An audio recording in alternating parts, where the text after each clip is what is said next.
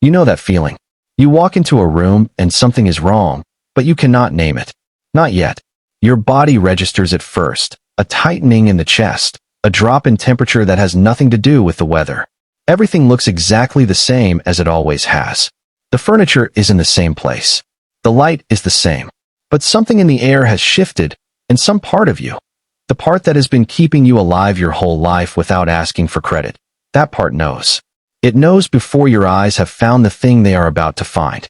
It knows before a single word has been spoken, and it is holding very, very still, because it understands what your conscious mind has not yet caught up to, that the moment right before the truth arrives is the last moment of your old life. And once the truth arrives, there is no going back. Diana Mitchell was 49 years old on the Saturday morning. She drove 3 hours across Ohio to surprise her best friend. She had a bottle of Pinot Grigio on the passenger seat, Karen's favorite. She had remembered without thinking, the way you remember everything about the person who has been your closest friend for 22 years. The way you know their coffee order and their fear of thunderstorms and the exact sound of their laugh when something genuinely surprises them. Diana had tried calling Karen twice that morning. No answer either time. She assumed Karen was in the garden. Karen had mentioned a garden she was starting in the side yard of the new house, small herbs and terracotta pots along the front steps. Diana pictured her there, hands in the dirt, phone left on the kitchen counter.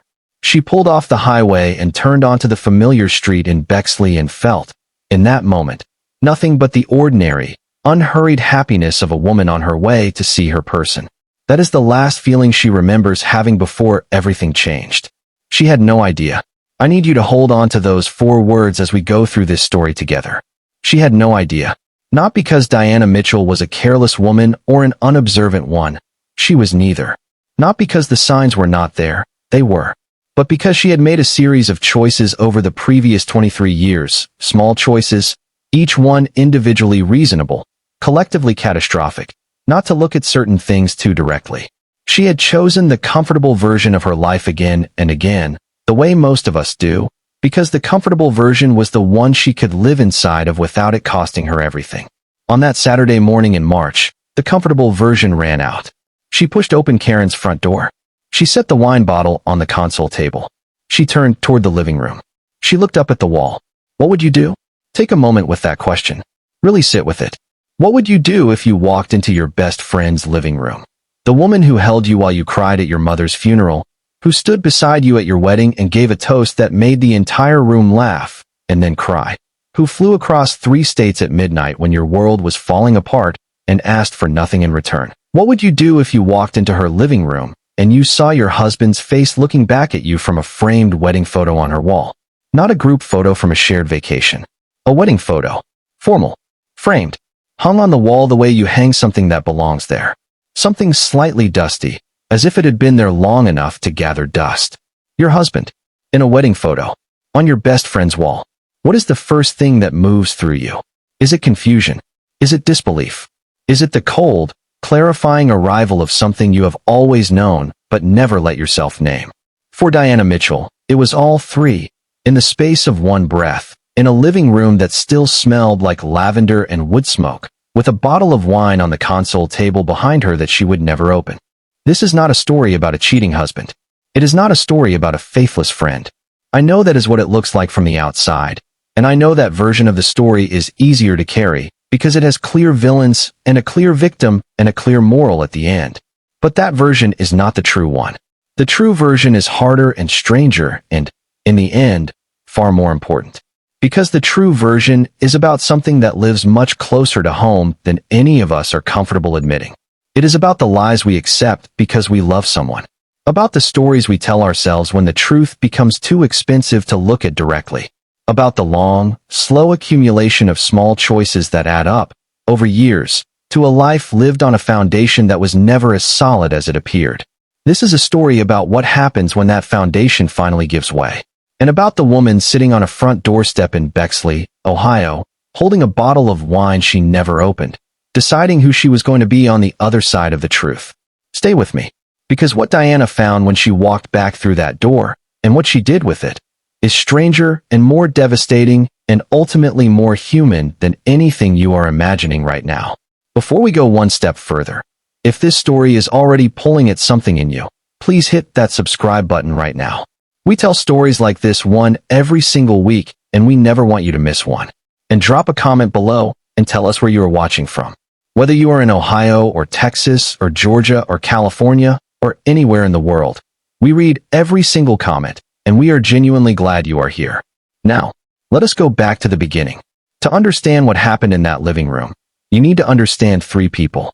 And I need to ask something of you before I introduce them. I need to ask you to resist the pull toward a simple verdict. That pull is going to come. This story will give you multiple opportunities to decide who the villain is and stop there. Every time you feel it, I am asking you to wait. Because the most important things in this story are not in the simple verdict. They are in the complicated, uncomfortable space around it. They are in the questions that don't have clean answers. And those questions are the reason we are here. The first person you need to know is Diana Mitchell. Diana grew up in Dayton, Ohio, the third of 5 children in a Catholic family that ran on hard work and the expectation that when you made a promise, you kept it. She was the kind of child who showed up for things, who stayed late after practice, who remembered birthdays and wrote actual cards rather than sending a text. She went to Ohio State on a partial scholarship, studied business administration, worked for a decade in corporate communications, and stepped back from full-time work when her third child was born to be the parent who was always home. She is the kind of woman who keeps a handwritten calendar on the kitchen wall, who drives 3 hours to surprise a friend with a bottle of wine, who, in 23 years of marriage, never once hired a private investigator or demanded to see a phone because she believed, genuinely, completely believed, that the people she loved were who they told her they were. That belief, held with total sincerity over 2 decades, is the thing this story will ask you to look at most carefully. Not her naivety, her choice, because it was a choice. And she knows it now. The second person is Karen Ellison. Karen and Diana met in September of 1994 in the second row of an Introduction to Psychology lecture at Ohio State. Karen sat down next to Diana, looked at her for 2 seconds, and said, and Diana still remembers this word for word, all these years later, she said, "You look like someone who knows the answer and isn't going to tell me." Diana laughed. And within a week, they were inseparable. By sophomore year, they were roommates. By their late 20s, they were the kind of friends who don't need to explain themselves to each other, who can sit in the same room in silence and feel completely at home. They were maids of honor at each other's weddings. When Diana's oldest daughter Lily was born in 2004, it was Karen in the delivery room, not a family member, not a neighbor. Karen. When Diana's mother was diagnosed with early-stage dementia in 2013, Karen drove to Columbus that same evening and stayed a week. When Karen's own marriage fell apart in 2015 after 11 years, Diana flew to Portland the same day Karen called, helped her pack, drove her to her first therapy appointment, slept on her couch for a week, and said, over and over, until Karen started to believe it, "You are going to be all right." That is who Karen was to Diana. The fixed point. The person who made the rest of the map make sense. Which is the only way to understand what the photograph on that wall meant. The third person is Michael Mitchell. Michael is 53 years old. He grew up in Cincinnati, studied finance at the University of Dayton, and built a successful career in commercial real estate that was, by his mid-30s, making him a recognizable name in Columbus business circles. He is, by the account of almost everyone who has known him, exceptionally charming. Not the showy, exhausting kind of charming that makes you tired after an hour. The quiet, attentive kind. The kind that makes you feel like the most interesting person in whatever room you are sharing with him. He remembers the names of your children. He asks follow-up questions. He listens in a way that feels rare. He met Diana at a backyard party in the summer of 1998, talked to her for 2 hours without either of them noticing how much time had passed, walked her to her car, and asked for her number with a directness she found completely disarming. She gave it to him. She called Karen from the parking lot before she even got inside her apartment. And Karen, who Diana assumed would be happy for her, who she expected to say something warm and encouraging, Karen paused. Just for a beat. A beat that lasted just slightly too long before she said, "He's a little too charming, Dee. Just watch yourself." Diana laughed it off. She thought Karen was being protective. She thought Karen would come around. She thought she understood the pause. She was wrong about all three. Here are the 3 questions this story is built around, and I need you to carry all 3 of them with you until the very end. The first, how long had Michael Mitchell been living a double life, and how deep did it go? Because what Diana found on that wall was not the evidence of a recent affair or a single lapse. It was the evidence of something constructed with care and patience over a period of time that will genuinely stop you. The second, did Karen know what she was doing? And does the answer to that change how you feel about her? I am telling you right now, the answer is not yes, and it is not no. It is something far more uncomfortable than either, and by the time we get there, you will have changed your mind about Karen at least twice. The third question, what did Diana do? Because after 40 minutes on that front step with the wine bottle still in her hand, Diana Mitchell did something that no one who knew her would have predicted. It was quiet. It was precise. And it was, depending on who you ask, either the most dignified or the most dangerous thing she had ever done. Let's go back to the beginning. The friendship between Diana and Karen was the kind that most people spend their whole lives hoping to find, and many never do. It was not built on shared interests or convenient proximity, though they had both. It was built on something harder to name, a quality of attention, of genuine curiosity about each other, that never faded over 22 years the way most things do. Karen noticed things about Diana that no one else noticed. Diana understood Karen in the specific, textured way that comes only from years of honest conversation. They had fought, as all close friendships do, real fights, twice, in their late 20s, over things that do not matter now and may not have mattered then. Both times they had come back together and found that the friendship was larger than the argument, that it had room for the hard things. That was what Diana had always believed about it, that it had room for the hard things. She would spend a long time on the other side of that March Saturday wondering if she had been right about that, and what it meant if she had been, and what it meant if she hadn't. They graduated in 1996 and took jobs in Columbus, and for the next 2 years built a life in that city as the kind of pair that becomes a unit in the social world around them. You invited one, you invited both. You knew that Diana's opinion and Karen's opinion were 2 different things, and that you wanted both before you made a major decision. In the summer of 1998, a mutual friend named Patty hosted a backyard party in her apartment complex in Dublin, and Diana nearly didn't go. She had a work deadline Monday and had planned to spend the weekend at her desk. It was Karen who called her on Saturday afternoon and said, "Dee, put on something that isn't a blazer. Come have one beer with me." Diana went. She put on a sundress she had bought months earlier and never worn. She had one beer, and then another, and stood in Patty's backyard in the warm summer evening and talked to a man named Michael Mitchell for 2 hours. She called Karen from the parking lot on the drive home, still lit up with it, saying, "I think I just met someone." And Karen, on the other end of the line, went quiet for just a moment before she said, "Yeah, Michael. I know him a little through Patty. He's a little too charming, Dee. Just watch yourself." Diana heard it as caution, as the voice of a best friend who loves you and wants you to go in with your eyes open. She did not ask what Karen meant by, "I know him a little." She did not follow the pause. She drove home with the windows down, heart full, already planning what she was going to wear on the first date. That unasked question, what Karen meant, is the thread that, if Diana had pulled it in the summer of 1998, might have unraveled everything before it started. She didn't pull it, and the thread held, all the way to a wall in Bexley, 25 years later. Michael and Diana dated for 18 months. He was attentive in the early stages in a way that felt genuine rather than strategic. The follow-up calls, the small gifts that showed he had actually been listening, the way he made space for her work and her friendships rather than competing with them. He met Karen early on and was warm with her, easy, the kind of person who could slot into an existing friendship without disrupting it. Karen was warm back. Diana noticed this and was relieved by it. She noticed nothing else.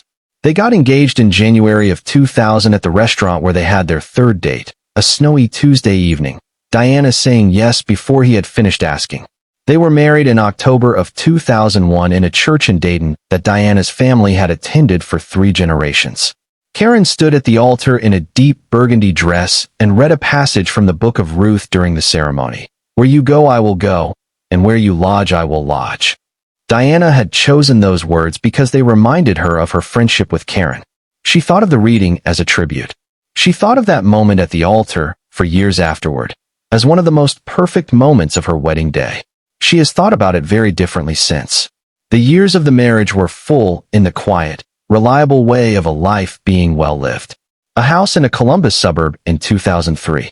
Lily in 2004. James in 2006. Claire in 2009. Michael became a regional director for his firm, which meant heavier travel. Weeks away at a stretch, to cities Diana knew only as calendar entries and hotel names on credit card statements. Diana ran the home with the organized efficiency of someone who has decided this is her contribution and intends to make it excellent. She went back to work part-time when Claire started school, picking up consulting work she could build around the children's schedules. She coached Lily's soccer team for 3 seasons. She and Karen talked every day, no matter the distance. Karen moved to Cleveland in 2002, to Portland in 2010, but the geography never touched the closeness. When Diana's mother was diagnosed in 2013, Karen was on a plane to Columbus before Diana had finished crying. When Karen's marriage ended in 2015, Diana was in Portland within 24 hours. The friendship had survived geography and grief, and the particular distance that sometimes grows between people when their lives take different shapes. It had, Diana believed, survived everything. It had room for the hard things. She had tested that belief over 22 years, and it had never failed. Not until March. And here is where I have to tell you something about the years leading up to that March morning, because without it, none of what follows makes full sense. Michael's travel had always been heavy, but starting around 2012 it began to develop a specific pattern. Portland appeared on his calendar with increasing frequency, 4 times that year, 5 the next, 6 the year after. Always a conference, always a client meeting, always something in the Pacific Northwest that required his specific presence.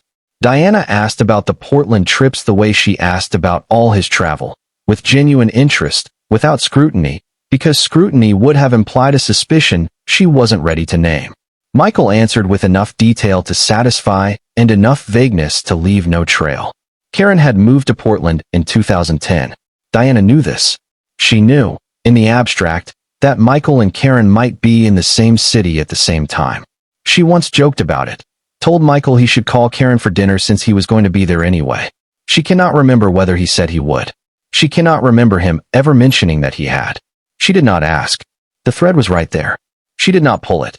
And if you are wondering how that is possible, how an intelligent, attentive woman could stand that close to the truth for that many years and not see it, I need you to wait. Because that question is the most important one in this story, and it deserves the full answer it is going to get. Diana arrived in Bexley at 12:58 in the afternoon. Karen's dark blue Honda was in the driveway. The front garden was neat and newly planted, small terracotta pots arranged along the porch steps. Diana smiled at the sight of them. It was so entirely Karen, to move into a house in October and have something growing by March. The front door was unlocked. It had always been unlocked when Karen was expecting Diana. A habit so old it had become a kind of language. The unlocked door that said, "I knew you were coming. I was waiting for you. You don't have to knock." Diana stepped inside. The house was warm. It smelled like Karen, that specific, irreplaceable combination of wood smoke and lavender that Diana associated so completely with her friend that stepping into it felt, for one moment, like stepping into safety. She set the wine bottle on the console table by the door. She called Karen's name. No answer. There was music somewhere upstairs, faint and instrumental. Diana took off her coat. She hung it on the banister. She turned toward the living room. Karen's homes had always been full of photographs. This was one of the most consistent things about her. She documented her life the way some people keep journals, in images rather than words, covering her walls with the faces and moments she wanted to keep close. Diana had always loved this about her. Walking into Karen's living room had always meant seeing herself somewhere on the walls. Some version of herself from the accumulated years of the friendship, from college, from their 20s, from the trips and celebrations and ordinary Tuesday afternoons that had piled up into a shared history. She scanned the wall the way you scan something familiar, unhurriedly, without looking for anything in particular. College photos. Karen's parents at a Christmas dinner. A beach in Portugal from a trip they had taken together in 2008. Diana's 3 children at various ages, grinning at whatever was behind the camera. And then, a frame she had not seen before. Larger than most of the others, slightly off to the right, hung in a spot that caught the afternoon light. A wedding photo. Two people standing together, formally dressed, facing the camera. The woman in white was wearing a dress Diana did not recognize. The man beside her, hands clasped at his waist, shoulders slightly turned, one forward and one back in the specific way he always stood in formal photographs. A way Diana had teased him about gently, dozens of times over 23 years. That man was her husband. The world did not spin. Her vision did not blur. She did not feel faint or hot, or any of the dramatic physical responses that stories about moments like this tend to include. What she felt was a cold, clarifying stillness, as if every system in her body had simultaneously decided to stop using energy on anything that was not absolutely essential to surviving the next 60 seconds. She stood and looked at the photograph. She looked at Michael's face, the real, unperformed happiness in his expression, the specific quality of his smile that she had always called his private smile, the one he didn't put on for rooms full of people, but that appeared when he was somewhere he genuinely wanted to be. She looked at the woman beside him. She looked at the dust on the frame. She reached out one hand toward it. She stopped before her fingers touched the glass. And she stood there in Karen's living room, in the wood smoke and lavender warmth of the house she had helped her best friend find, and she understood. Not everything. Not yet. Not the full depth and architecture of what she was standing inside of. But enough. She understood enough. Behind her, a floorboard creaked at the top of the stairs. Then footsteps. Then silence. Diana turned. Karen was standing on the landing, still in yesterday's clothes, hair loose, one hand on the wall. She looked like someone who had just seen the thing they had been most afraid of seeing. The two women looked at each other across the length of the house, across 22 years, across every phone call, and every 2 a.m. conversation, and every moment of absolute trust that had ever passed between them. Nobody spoke. The music from upstairs continued, faint and oblivious. Karen opened her mouth. She said one word. She said Diana's name. Said it the way you say a name when you have been rehearsing how not to have to say it for longer than you can admit, and the rehearsal has just, irrevocably, become unnecessary. Diana said nothing. She held Karen's gaze for a long moment. Then she turned back to the photograph. She looked at it one more time. And then she walked to the front hallway, picked up the wine bottle from the console table, opened the front door, and sat down on the step outside. She didn't close the door. She left it open. And she sat there, in the cold March air, with the wine bottle in her hands and the music still playing somewhere behind her, for 40 minutes. She has been asked about those 40 minutes many times since. What was she thinking? What was she feeling? Whether she cried. She has given the same answer every time. She did not cry. And she was not thinking about Michael. Not yet. She was thinking about Karen. She was thinking about a rooftop restaurant in Lisbon in 2008. The two of them watching the sun go down over the river, laughing about something that felt enormous at the time and that she has since completely forgotten. She was thinking about a phone call in 2015 when Karen said she didn't know who she was anymore, and Diana said, "You are the person I have known since I was 20 years old." That person is completely intact. She was thinking about the note Karen had slipped under her hospital room door after Claire was born. 3 lines, in Karen's handwriting, that Diana still has in the box on her closet shelf where she keeps the things too important to throw away. She was sitting with 22 years of certainty about one person. And she was sitting with the first second of uncertainty about that same person. She held both of those things at the same time, in the cold, on the front step, for 40 minutes. And then she made a decision. And her decision, quiet, precise, completely unexpected, is the reason this story is not over. Diana went back inside. She found Karen in the kitchen, sitting at the table, both hands wrapped around a mug of coffee that had long since gone cold. Diana sat down in the chair directly across from her. Neither of them reached for anything. Neither of them cried. The absence of tears in that first moment was not composure. It was the specific quality of shock that produces a crystalline, ruthless kind of clarity, the kind that strips away everything except the most essential question: what is true? Diana looked at Karen and asked the first and only question she had prepared herself to ask. She said, "How long?" Not, "How could you?" or "What were you thinking?" or any of the questions that emotion would have produced. How long? And Karen told her. What Karen told Diana over the next 3 hours was not what Diana had steeled herself for on the front step. She had prepared for partial truths, for carefully managed revelations calibrated to contain the damage, for the kind of conversation in which the person on the other side of the table is telling you something while simultaneously deciding what not to tell you. That is not what happened. What happened was that Karen Ellison, who had been carrying something for 25 years, simply put it down. All of it. On the kitchen table, in the late afternoon light, she laid it out from the beginning. And the beginning, it turned out, was not 1998. It was not the backyard party. It was not even a phone call. The beginning was 1996. Karen had met Michael 2 years before Diana. Through a mutual professional connection in the spring of 1996, at a work event in downtown Columbus that neither of them had particularly wanted to attend. They had spent most of the evening talking. She had given him her number. They had dated, briefly. Karen says, though she has acknowledged that briefly is doing some work in that sentence, that the 3 months felt longer from the inside than it sounds from the outside. Michael ended it. Not cruelly. That is important. Not in a way that suggested she had been wrong to trust him with it. He ended it kindly, with a specific and convincing explanation about timing and where he was in his life, and Karen had accepted this with the dignity of someone who has been hurt and has decided not to perform the hurt for anyone. She filed it away. She moved forward. She had not, she has said, fully forgiven herself for how quickly she forgave him. And then, in the early summer of 1998, just weeks before Patty's backyard party, Michael called Karen. He told her he had been thinking about her, that he thought he had made a mistake, that he wanted to see her again. Karen told him she needed time to think. She did not call him back. She went to Patty's party, and she stood in that backyard and watched Michael Mitchell meet Diana Reese and spend 2 hours talking to her as if she were the only person on earth. Karen has described standing there watching that, the specific, particular helplessness of it, as one of the most disorienting experiences of her adult life.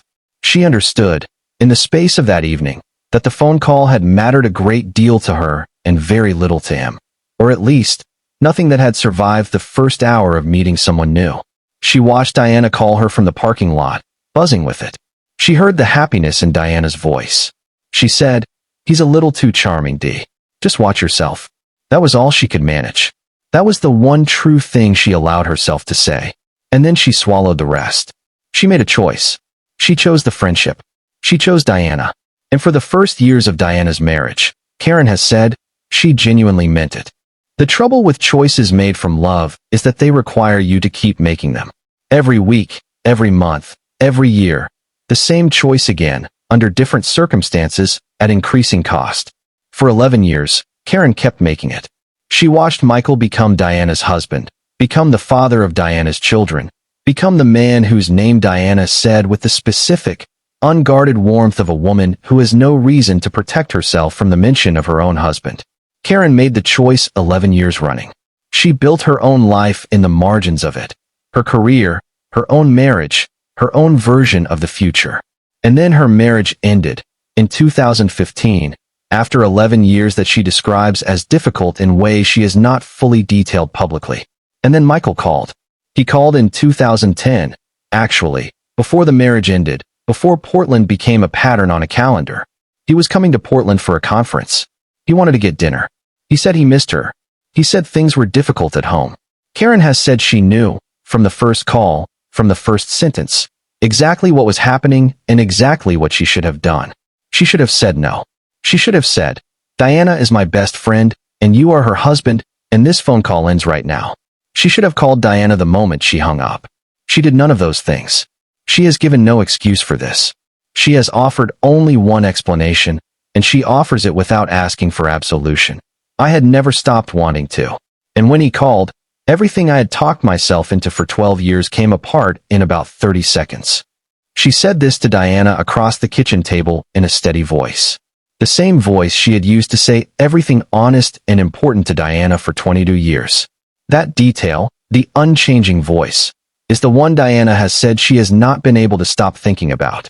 That regardless of everything that had been hidden, when Karen finally chose to tell the truth, she told it in exactly the same way she had always told the truth. And Diana did not know what to do with that.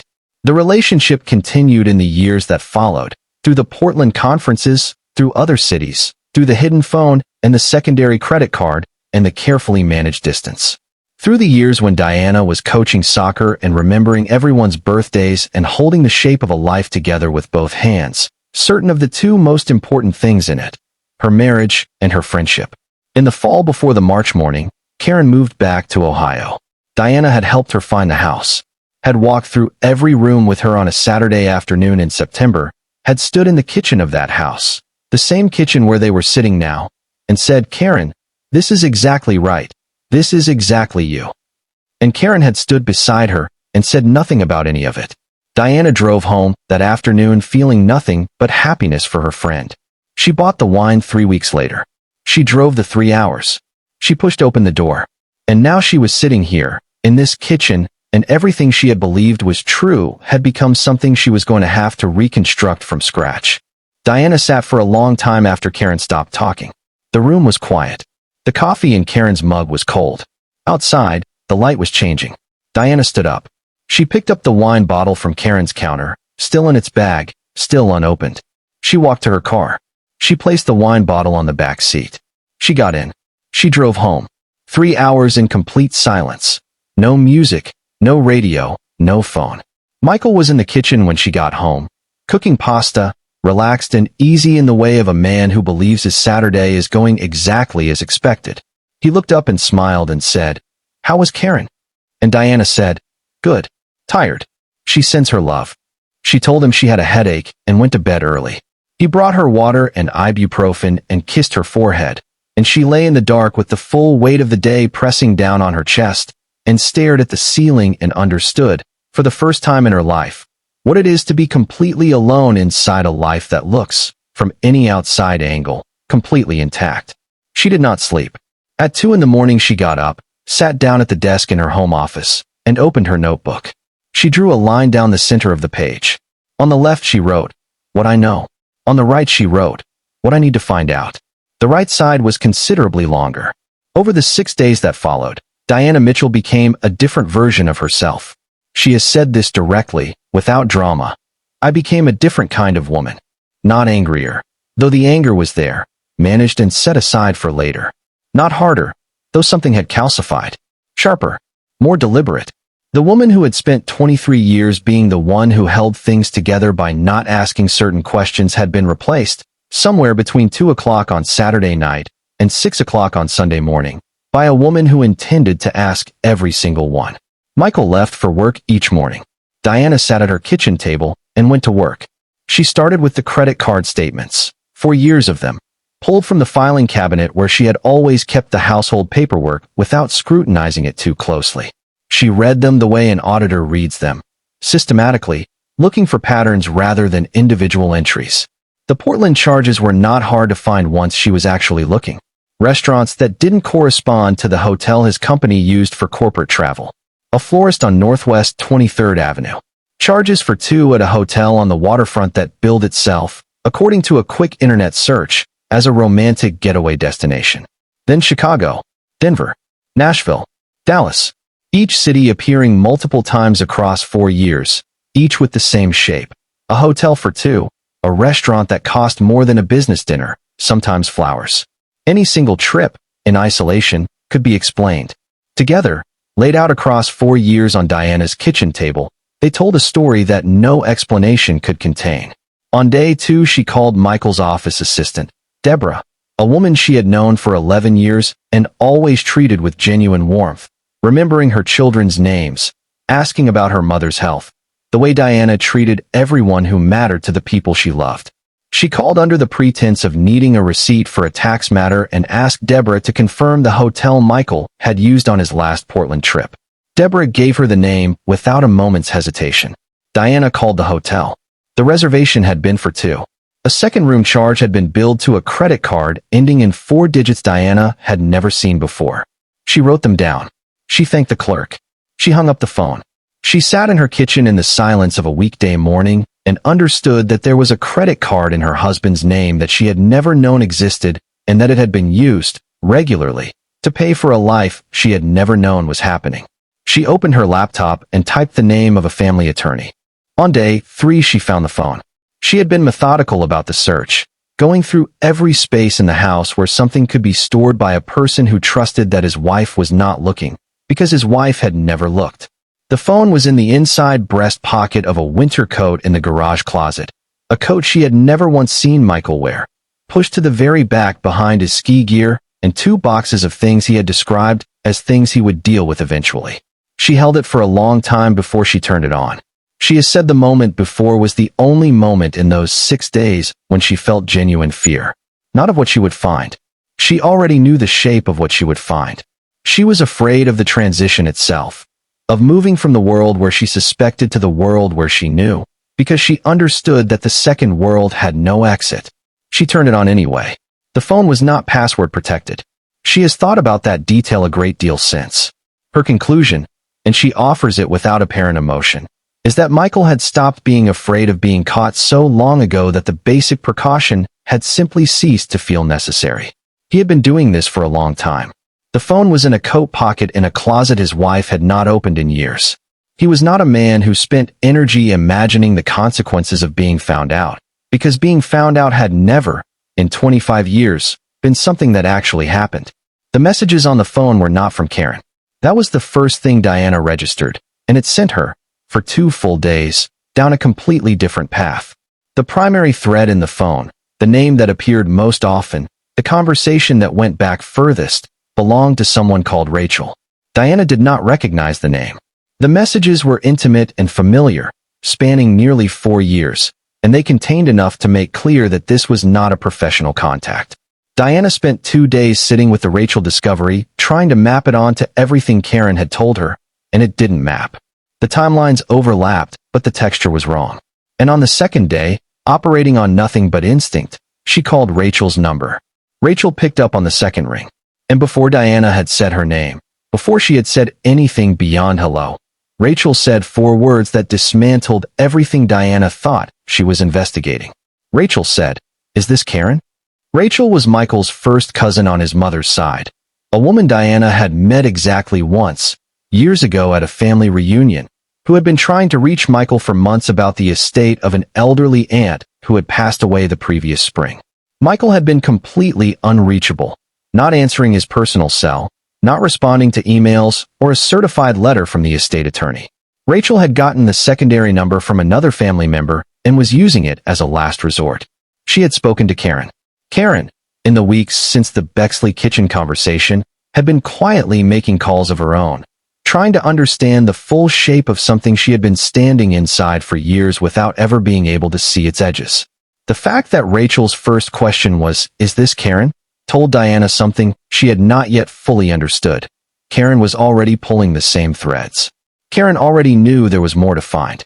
Diana thanked Rachel, explained the situation briefly, and ended the call. Then she sat down and texted Karen a single question. She wrote, "When was the photograph taken?" Karen replied in under 3 minutes. The answer was 2004. 2004. 3 years after Diana and Michael's wedding. 3 years into the marriage, into the house, before Lily had started school, before James was born. Diana read the date and sat with it for a very long time. Then she asked one more question. She typed, "What exactly was it?"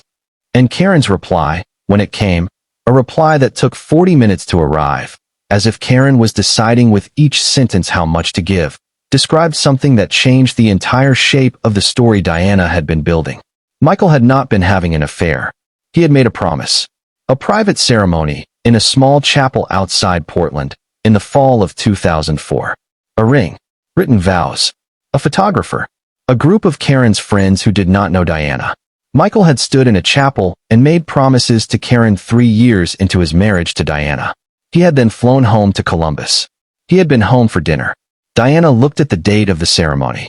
She looked at her calendar from that fall, which she still had in a box in the office, because she kept everything. She found the weekend. Michael had told her he was at a conference in Seattle. She stared at that for a long time.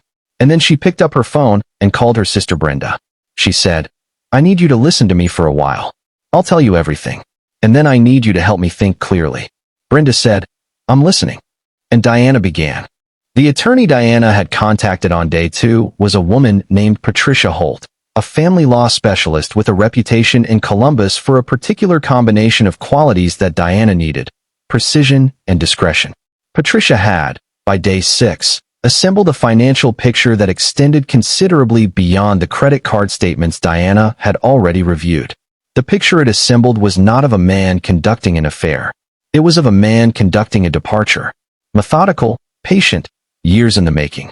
Michael had been moving money, not in dramatic amounts, never anything large enough to trigger alerts or to be visible in any single account statement.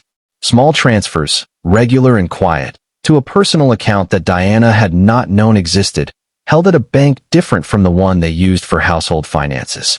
Contributions to a retirement account in his name only, opened in 2019 and never mentioned. A life insurance policy with a beneficiary Diana did not recognize, a name she had to search to identify, which turned out to belong to a woman in Portland.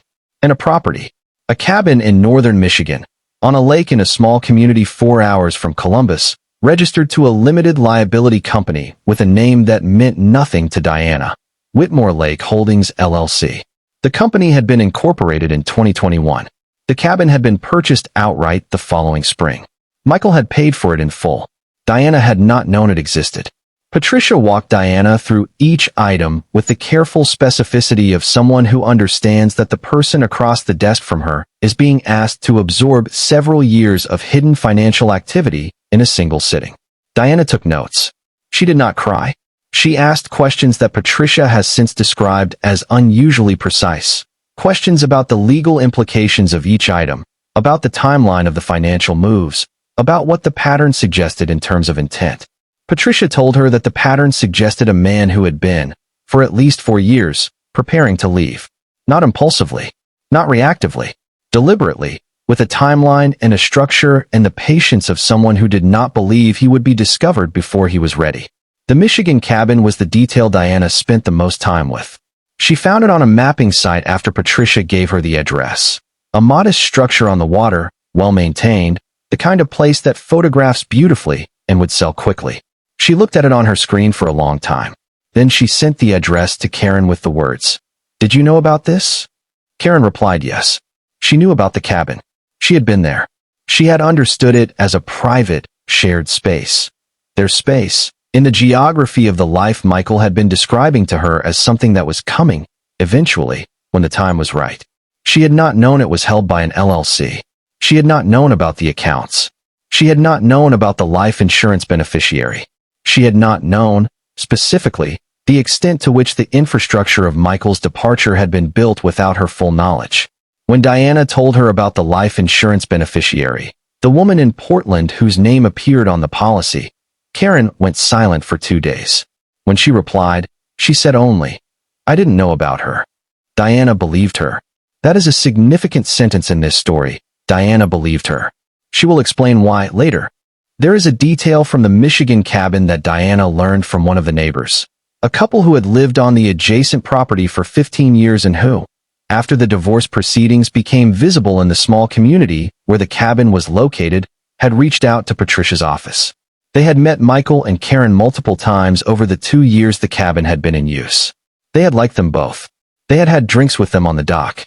And in one of those conversations, the neighbor told Patricia, Michael had mentioned casually, the way you mention a simple biographical fact, that he and Karen had no children.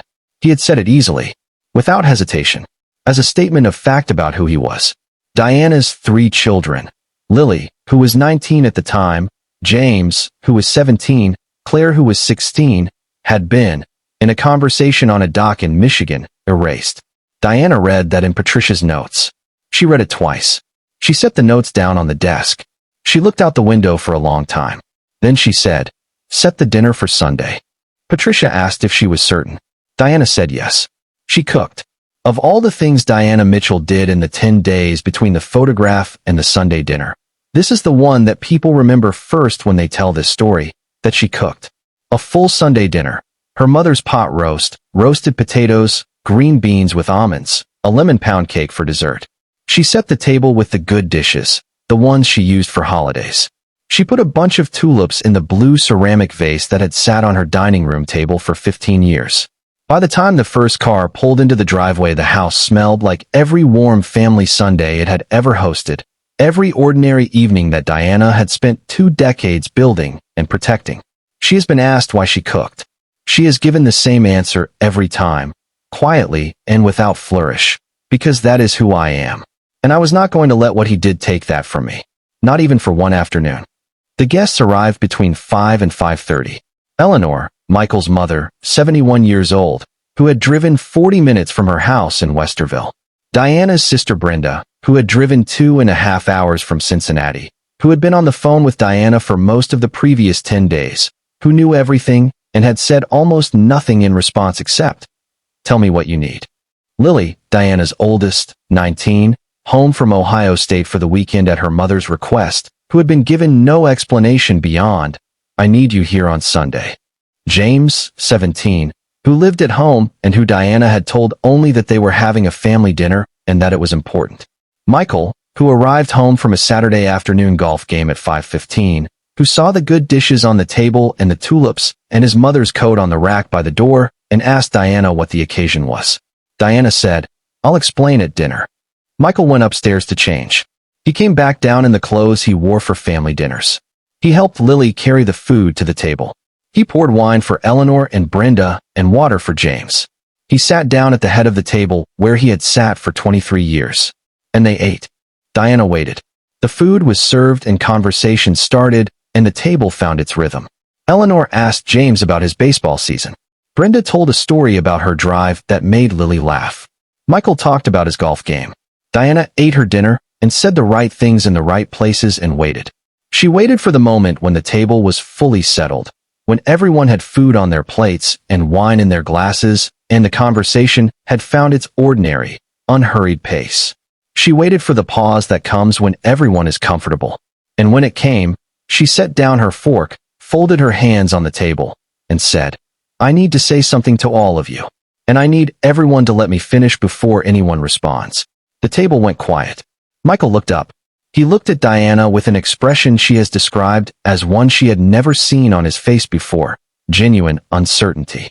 For the first time in 23 years, he did not know what was coming. Diana held his gaze for 1 second. Then she turned to the rest of the table and began. She spoke for 22 minutes. She had rehearsed it, not the words, but the structure, the sequence, the way one piece of information followed from another so that nothing could be contested or reframed before it had been fully placed. She described what she had found in Karen's house. She described what Karen had told her at the kitchen table. She described the credit card statements and the hotel record and the secondary credit card and the second phone. She described the promise ceremony and Michael's letter to Karen, which she had received a copy of.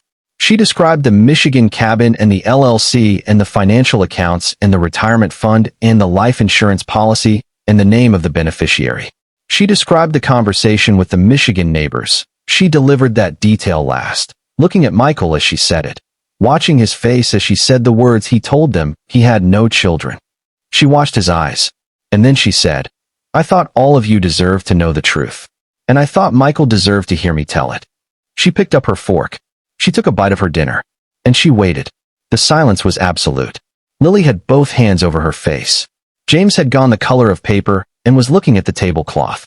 Brenda had reached across the table and was holding Diana's free hand in both of hers. Eleanor sat very still. Michael had not moved, had not, by any visible measure, taken a full breath since Diana said the words, "I need to say something." And then Eleanor, who had been sitting at this family table for 23 years of Christmases and birthdays and Sunday dinners, who had watched her son build this life and never once spoken a word of what she suspected. Eleanor set down her fork. She sat up straight in her chair, the way a woman sits when she has decided to spend whatever remains of her dignity on a single, irreversible act. She looked at her son across the table. She looked at him the way a mother looks at a child she loves and has failed and is done failing. And she said, in a voice so steady it has never left the memory of anyone in that room, "I knew, and I should have told her years ago." Michael did not speak. Not to Eleanor. Not to Diana. Not to his children. He sat at the head of the table in the house he had lived in for 20 years, and he was, for the first time in as long as anyone present could remember, without anything to say. Diana has described his expression in that moment as something she will never be able to adequately explain.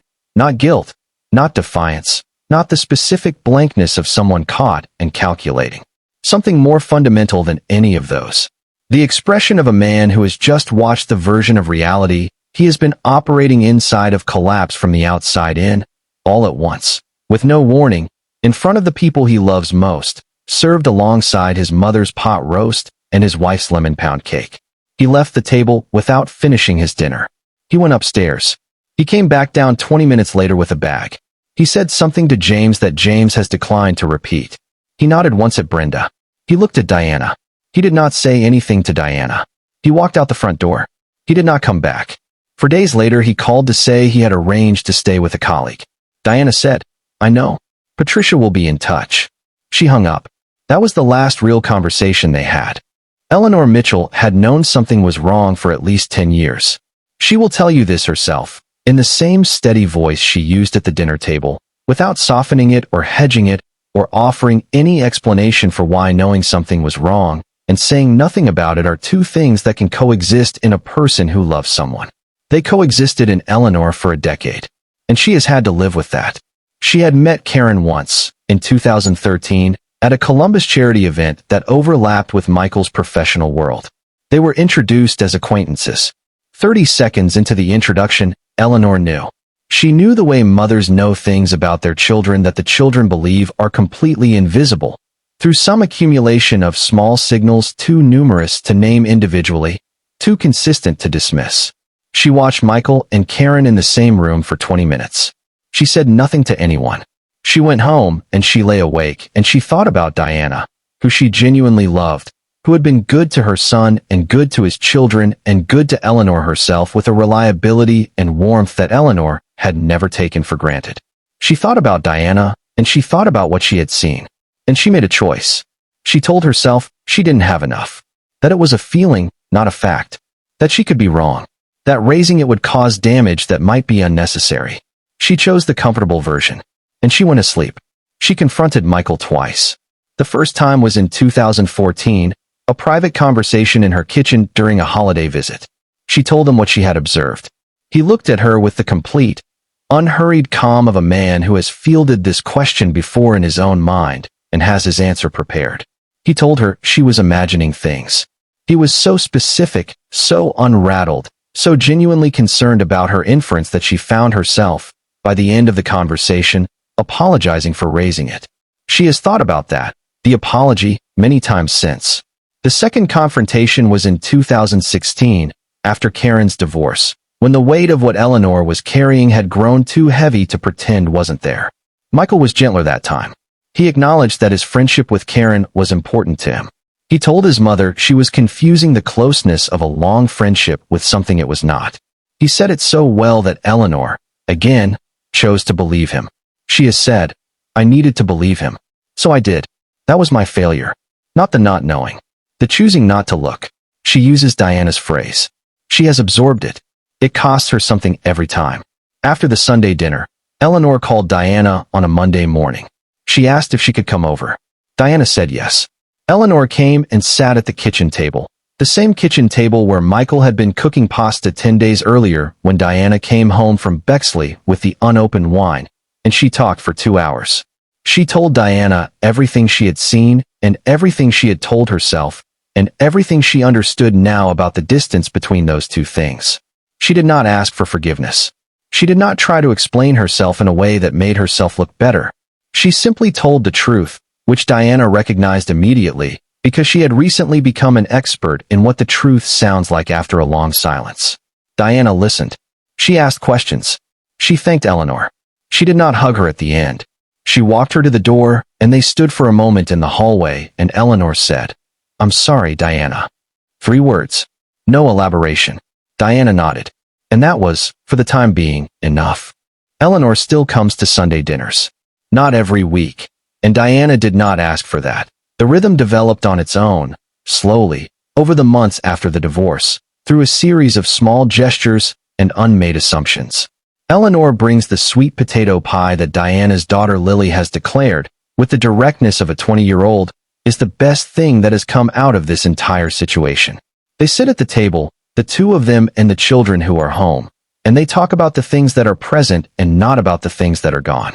It is not a simple relationship. Diana has not said she forgives Eleanor, and Eleanor has not asked her to. What they have instead is something more honest than forgiveness.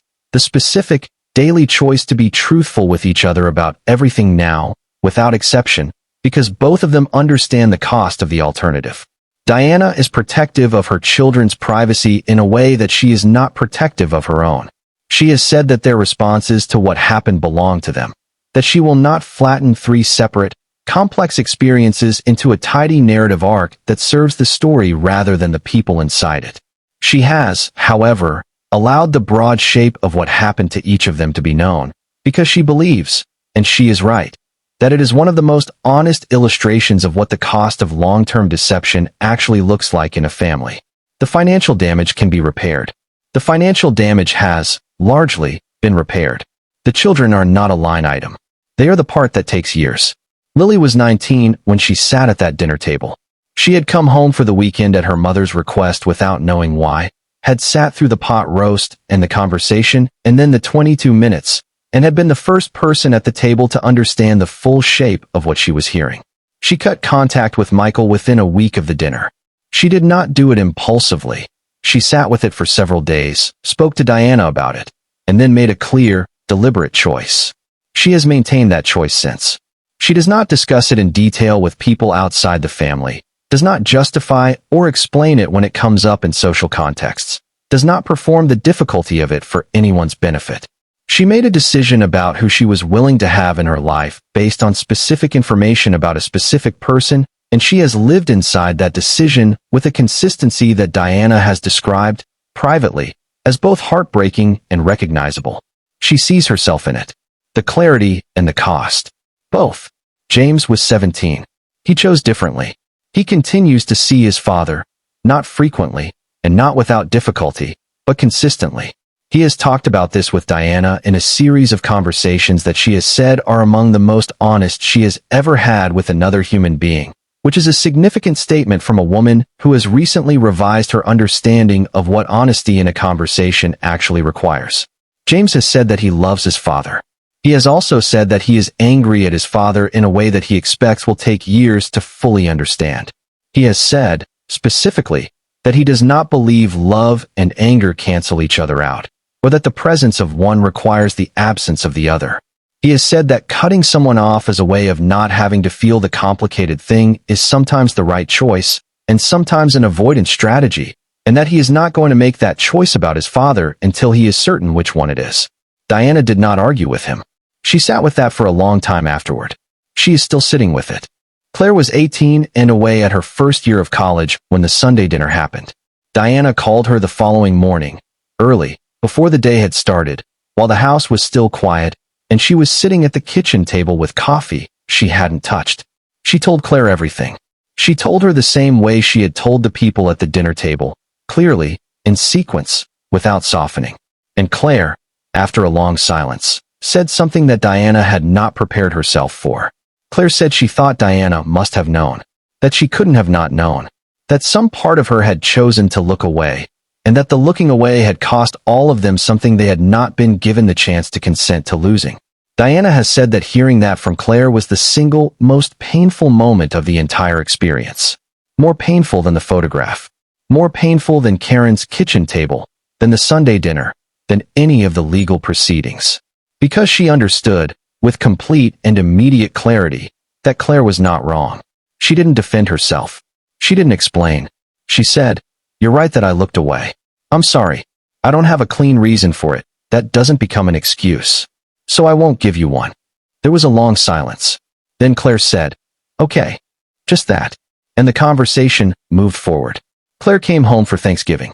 She and Diana cooked together for the first time in the new version of the family, smaller and quieter than the old one, without Michael at the head of the table, with Eleanor there instead and James and Lily and Brenda driving up from Cincinnati. They made the same food they always made, the things Diana's mother had cooked, and that Diana had cooked, and that the children would presumably cook one day for their own families, the accumulated culinary inheritance of a family that had changed its shape but had not ceased to be a family. After dinner, Claire helped Diana wash the dishes. They didn't talk about any of it. They listened to music and passed things back and forth, and the kitchen was warm, and they were together, and that was enough. 11 months after the Sunday dinner, a letter arrived.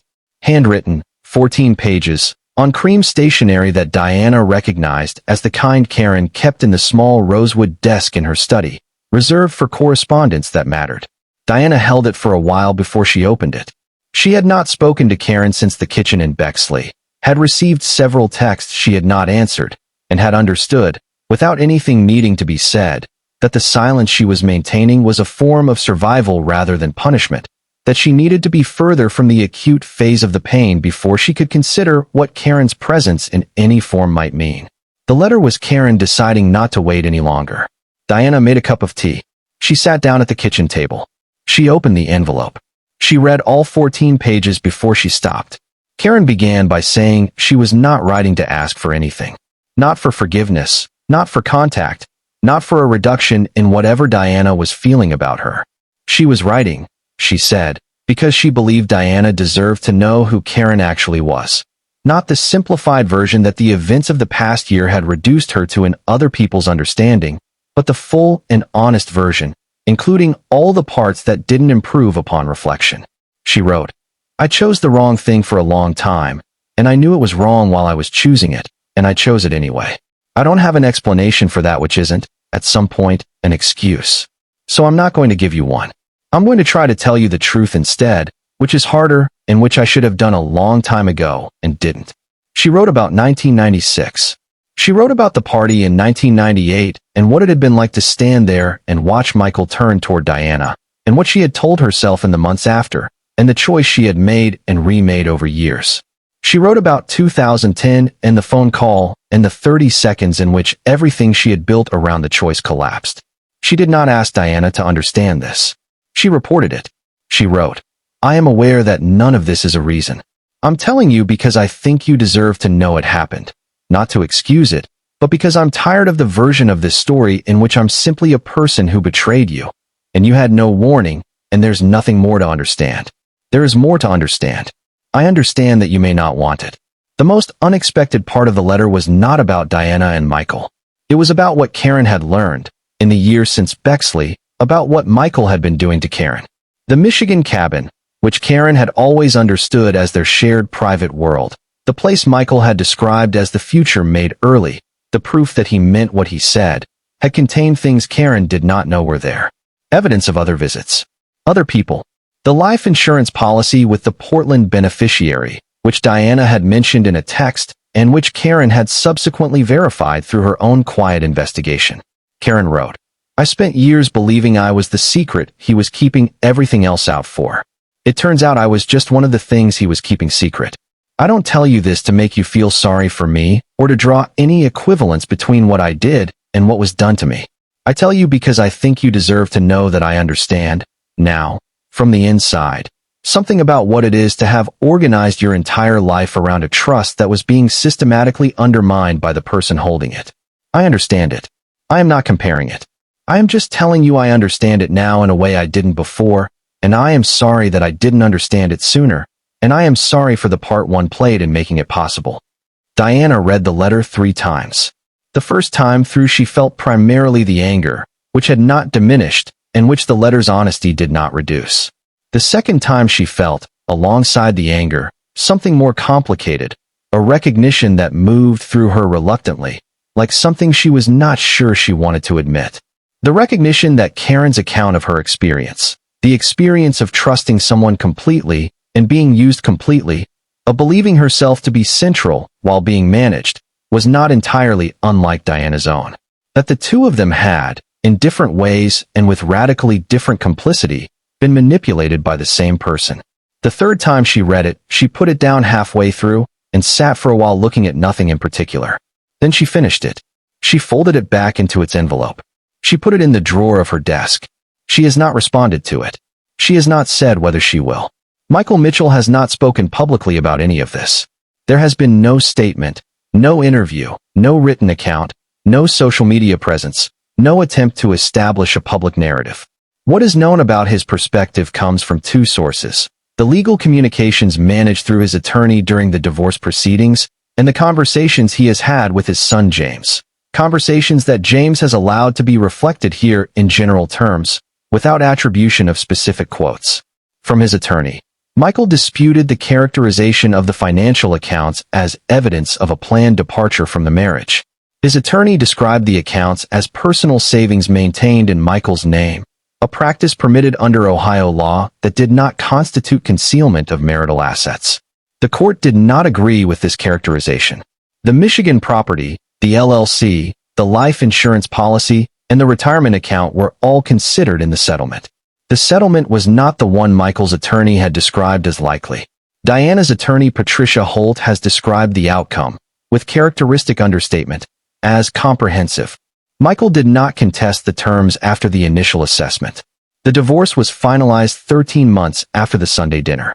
From James, what emerges is a portrait of a man who has not yet found the language for what he did, or rather, who has found a language that his son cannot accept. Michael, in the conversations James has allowed to be referenced here, returns consistently to a particular framing, that he was caught between two loves, that he could not find a way to choose, that the arrangement had lasted as long as it did because he genuinely could not bear to hurt either woman by choosing. James has listened to this with the patience of a 17-year-old who loves his father and is determined to understand him without excusing him. He has said to his father, directly, "You weren't caught between two things. You created the situation that made both things possible at the same time. That's not being caught. That's choosing to build a trap and then standing in it and calling yourself the victim." Michael did not argue with this. James has said the silence that followed was the longest and most honest moment he has had with his father since the dinner. Diana has one observation about Michael, and she offers it precisely once, in the same flat, undecorated voice she uses for everything that has cost her the most. He was always the man caught between forces larger than himself. Never the man who created the forces and placed himself at the center of them. She has noted that this is not a quality unique to Michael Mitchell. It is the narrative structure of most long-term deception. The self-story of the person at the center almost always casts them as a protagonist shaped by circumstances rather than the author of those circumstances. It is easier to live in. It requires less courage. Michael Mitchell found courage when it served him. He built a successful career on it. He built a family on it. He built a second life on it. The courage he never found was the one that required him to look honestly at what that cost the people around him and make a different choice. That courage, Diana has said, she has since found in herself. She considers it, bleakly and accurately, the one thing she has her husband to thank for. Michael and Karen did not build the life together that the promise ceremony had been designed to precede. The exposure of the full architecture of what he had been doing, not just to Diana, but to Karen, the additional names, the full financial picture, produced between them something that did not survive the removal of the secrecy that had sustained it. He moved to a city 4 hours from Columbus. She remained in the house in Bexley. By all available accounts, they have not spoken since the first year after the Sunday dinner.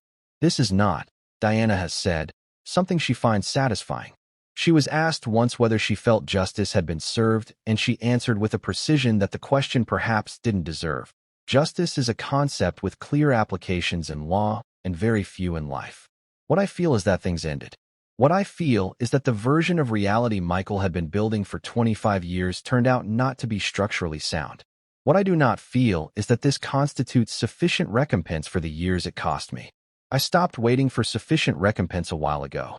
Karen lives in Bexley. She has, by the accounts of the people who know her, rebuilt herself in the way of someone who has decided not to perform the rebuilding for anyone's benefit, quietly, without fanfare, with the focused attention of a person who has recently learned what it costs not to look at things clearly and has decided to look at everything clearly from now on. She works. She has her garden. She takes long walks. She has not pursued contact with Diana beyond the letter. She waits. Whether she is waiting for forgiveness or for the eventual softening of a silence, or simply for the passage of time that makes most things more livable, only she knows. Michael lives and works in commercial real estate in his new city. He sees James with some regularity. They have dinner when James drives up, which he does perhaps once a month. The relationship between them is, as James has described it, a work in progress that I intend to keep working on. He does not see Lily. He has not, as far as Diana knows, entered another relationship. She has said she does not think about this. When she does, she finds she feels very little. The transition from feeling everything to feeling very little about a person you shared 23 years with is, she says, one of the stranger passages she has navigated. Not painful exactly, more like the specific, disorienting sensation of putting weight on a part of yourself you thought was injured and finding it has healed. She cannot say exactly when it healed. She simply noticed, one day, that it had. Diana is 51 years old. She lives in the house in Columbus.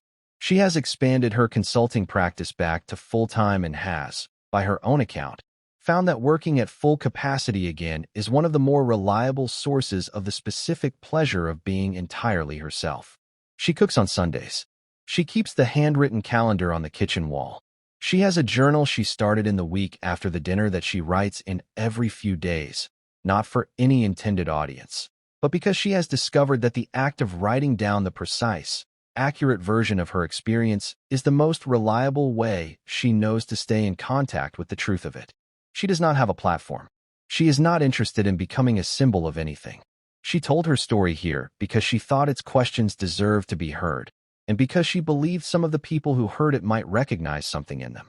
Not the specific events, the specific choices, the specific, recognizable, deeply human habit of preserving a version of the world that feels livable over the version that requires something of us.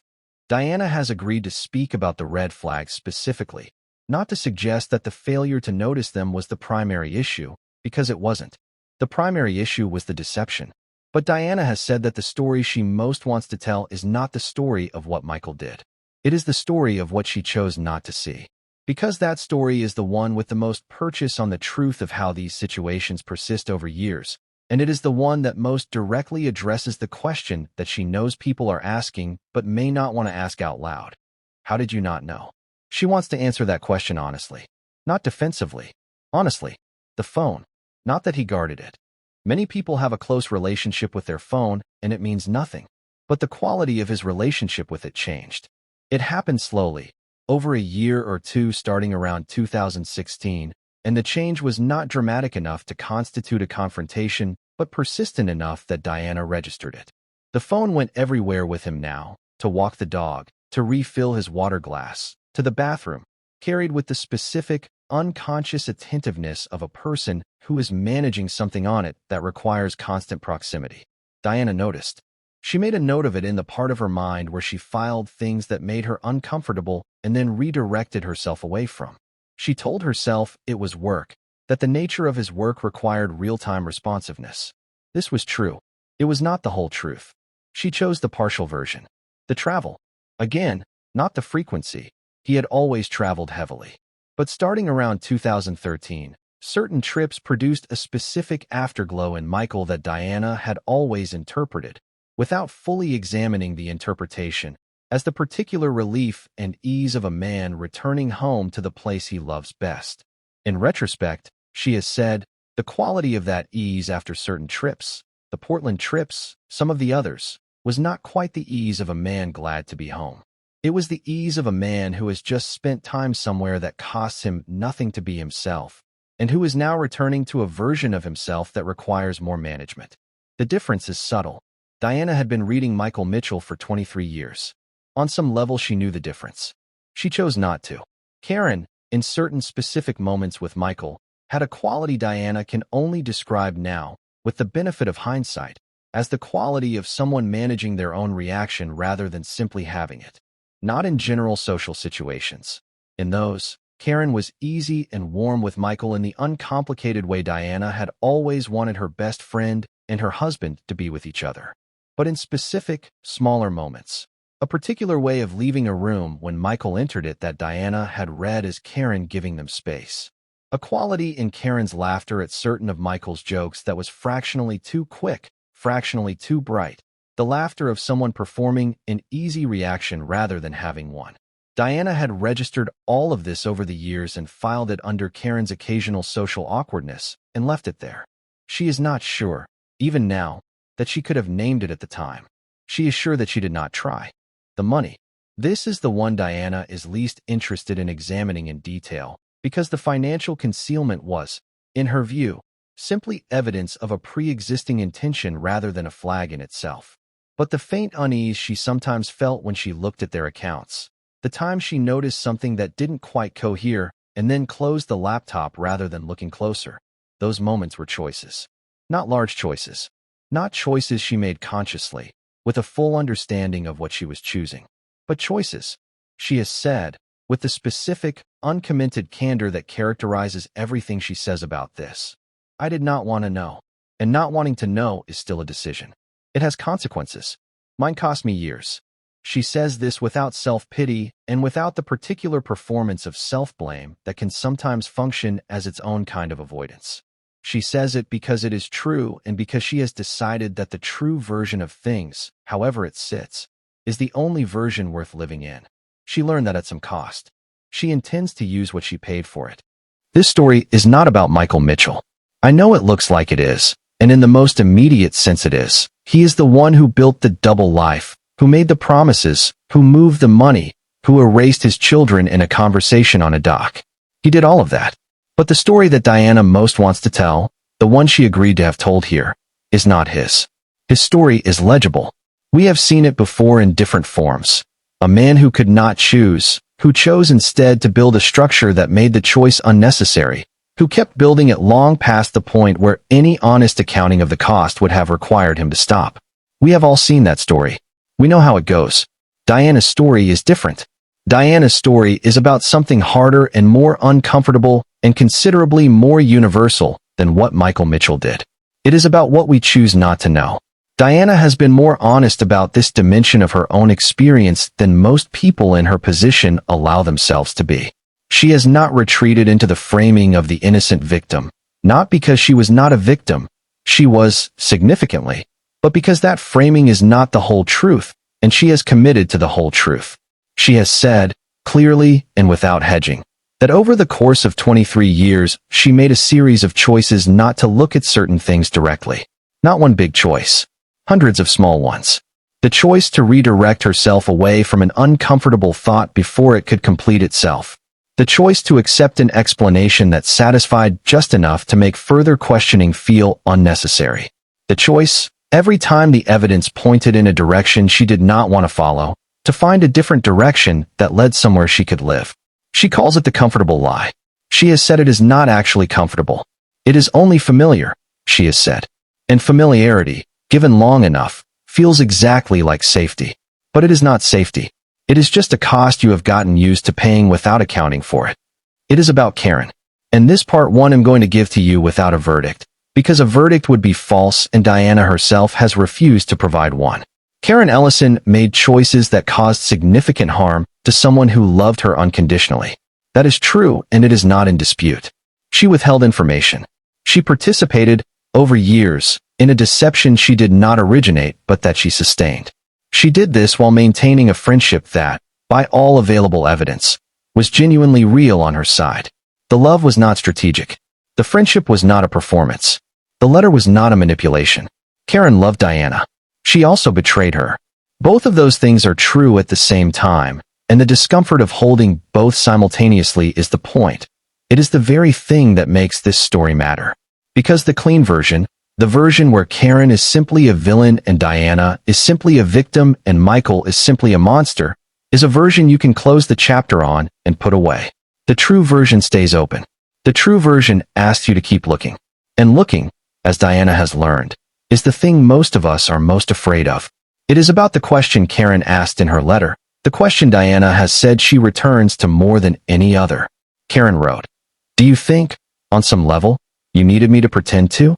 Do you think the comfortable version of our friendship was something we were maintaining together, without ever talking about it?" Diana has not answered this question. She has said she is still sitting with it. She has also said that sitting with it, really sitting with it, without reaching for a quick answer that lets her off the hook, is one of the most demanding things she has ever done. Because the honest answer, she suspects, is complicated in a way that implicates her in the thing she is still, on certain days, trying to be angry about. Diana said something, about 8 months after the Sunday dinner, that I want to give you in its entirety because it is, I think, the truest single thing in this entire story. She was talking about what she had learned. She said, "I am not grateful for what happened to me. I want to be clear about that. I am not going to tell you that this was a gift or that it made me who I am or any of the things people say when they want to make a painful thing feel necessary. What happened to me was not necessary. It was a choice someone made, repeatedly, over 25 years, that cost me things I cannot fully account for and will never fully recover." She stopped for a moment. Then she said, "But I am grateful for who I had to become in order to survive it. And I know that sounds like the same thing, but it isn't. The damage was not worth the growth. The growth happened anyway, and I intend to use it. I have been thinking about that distinction ever since I heard it. The refusal to make the pain meaningful by calling it necessary. The insistence on the growth being real without calling the wound a gift. It is, I think, the hardest and the most honest position available to a person in Diana Mitchell's situation. It requires you to hold the anger and the gratitude at the same time, without letting either one simplify the other. Diana earned the right to hold both. And she does. Every day. Before we close, I want to ask you something real. Not rhetorical. Something I genuinely want you to think about and answer in the comments if you are willing. Have you ever known something about your life, about a person you love, about a situation you were in, and chosen, not in one big dramatic moment, but in 100 small quiet ones, not to know it all the way? Have you ever stood at the edge of an uncomfortable truth and redirected yourself? Chosen the familiar version? Told yourself the explanation that cost the least? And if you have, and I think most of us have, what was the thing that finally made you look? What was the thing that made the familiar version impossible to stay inside of? We want to hear from you. Drop it in the comments. We read every single one. And if this story reached something in you, if it made you think about something, or call someone, or sit quietly with a question you have been avoiding, please share it with someone else who might need it. Someone who might be, right now, sitting on their own version of that front step, holding something they have not yet opened, deciding whether they are ready to go back inside and face what is there. Tell them what Diana has said, that facing it is survivable, that the truth, however late it comes, however much it costs, is the only thing solid enough to build anything real on, and that they are going to be all right. Thank you for being here for this. We will see you in the next one.